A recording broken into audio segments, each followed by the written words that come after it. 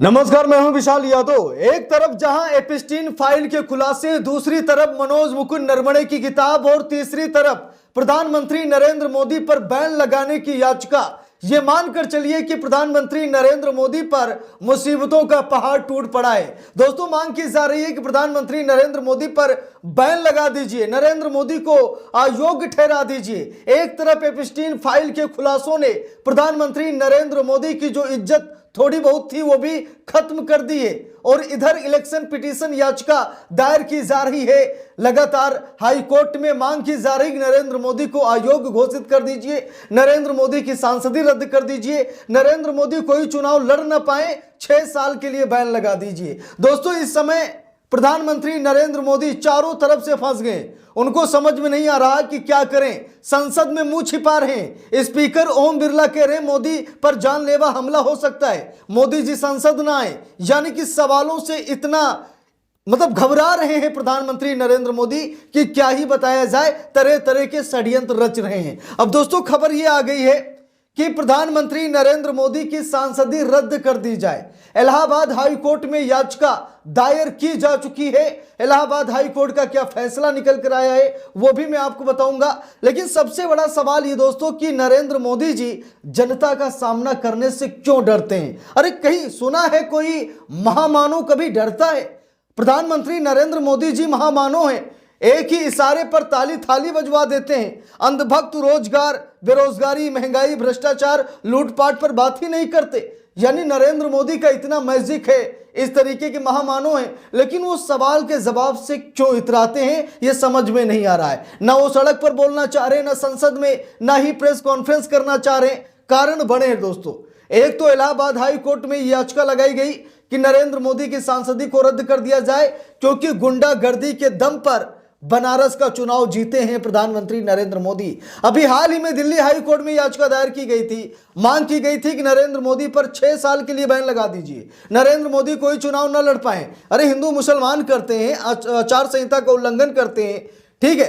तो कई मौकों पर प्रधानमंत्री नरेंद्र मोदी का इस्तीफा मांगा गया, बैन लगाने की बात कही गई।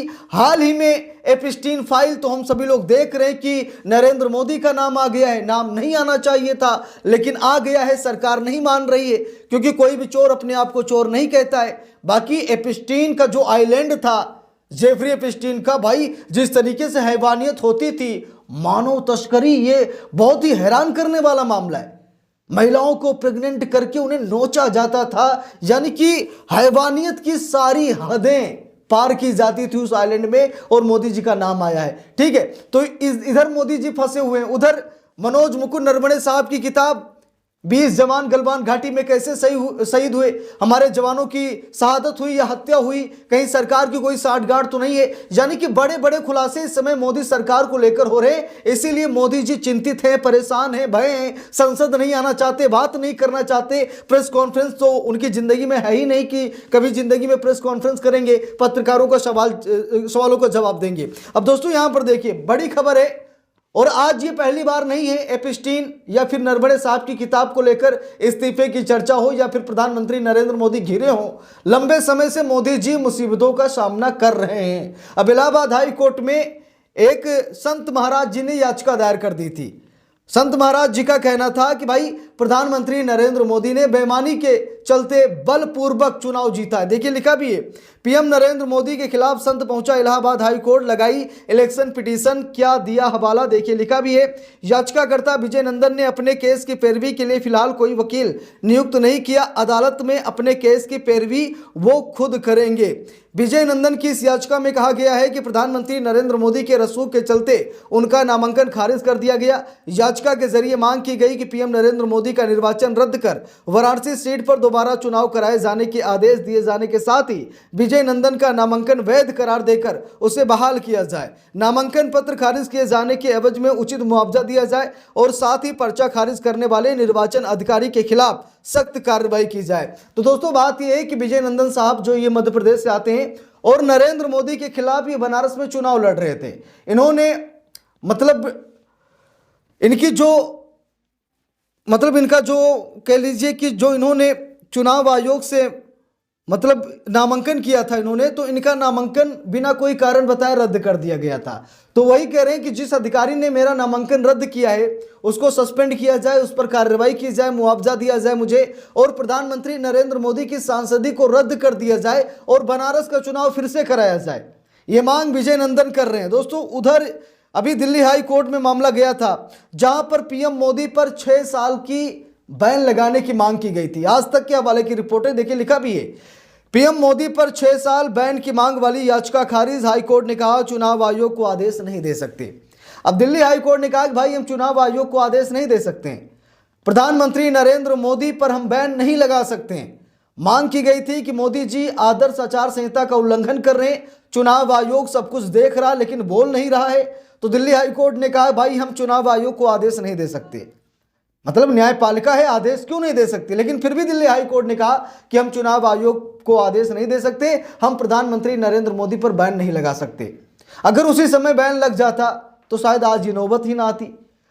अब दोस्तों, बहुत बड़ी मुसीबत में प्रधानमंत्री नरेंद्र मोदी इस समय है। और जो लोग भाई ट्रोल कर रहे हैं मत कीजिए, क्योंकि लोग तो यहां तक कह रहे हैं कितने बड़े बड़े खुलासे हो गए। ठीक है, प्रधानमंत्री नरेंद्र मोदी को इस्तीफा दे ही देना चाहिए, वैसे उम्र भी हो गई है। भाजपा नेता सुब्रमण्यम स्वामी ने खुद कहा था कि अगर प्रधानमंत्री नरेंद्र मोदी अपने 75वें जन्म दिवस पर रिटायरमेंट का ऐलान करके आरएसएस के मार्गदर्शक मंडल में जाने की कोशिश नहीं करेंगे तो जबरन कुर्सी छीन ली जाएगी। कुछ और भी तरीके हैं जिसकी वजह से नरेंद्र मोदी को प्रधानमंत्री का पद खोना पड़ेगा।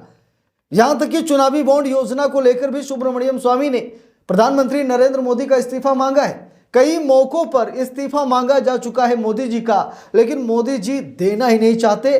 पता नहीं उनके प्रधानमंत्री रहते हुए कितने और खुलासे होंगे। अब दोस्तों, हम लोगों को मालूम है कि जब तक मोदी जी के हाथ में सत्ता है उनका कोई बाल भी बांका नहीं कर सकता, हम लोग अच्छी तरीके से जानते हैं। लेकिन शायद मोदी जी को भी इस बात का भय है कि जिस दिन कुर्सी चली जाएगी उस दिन क्या हाल होगा। आज एपिस्टीन फाइल, एमएम नरवणे साहब की किताब, हमारे जवानों की शहादत कैसे हुई।